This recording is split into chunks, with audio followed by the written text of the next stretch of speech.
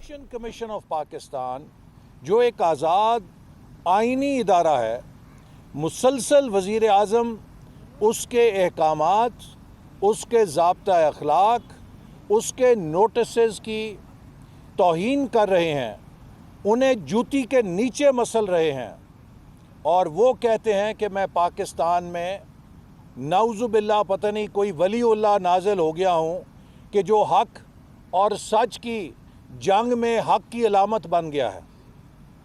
एक ऐसा शख्स जो आइन शिकनी कर रहा हो, जो कानून शिकनी कर रहा हो, वो हक़ की अलामत कैसे बन सकता है? इसी तरह फॉरेन फंडिंग केस के अंदर 7 साल से उनसे हिसाब मांगा जा रहा है।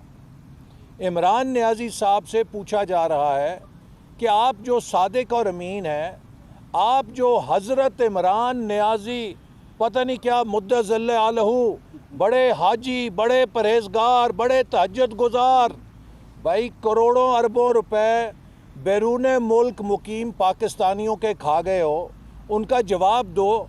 आज तक आपसे जवाब नहीं दे पाया जा रहा।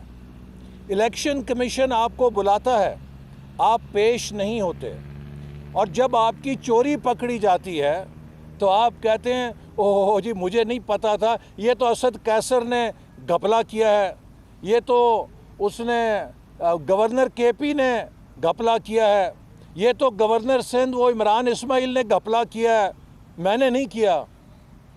तो अगर आपने घपला नहीं किया तो ये घपला करने वालों को स्पीकर और गवर्नर क्यों लगाया है? फिर आप कैसे सादिक और अमीन हो? आप ना सादिक हो, ना आप अमीन हो, आप एक बहरूपिया हो, आप एक धोखेबाज हो जो कुरान को, जो सुन्नत को, जो मज़हब को अपनी सियासत में नहायत ढिठाई के साथ इस्तेमाल कर रहा है। हम सब मुसलमान हैं, हम सब कुरान पे यकीन रखते हैं।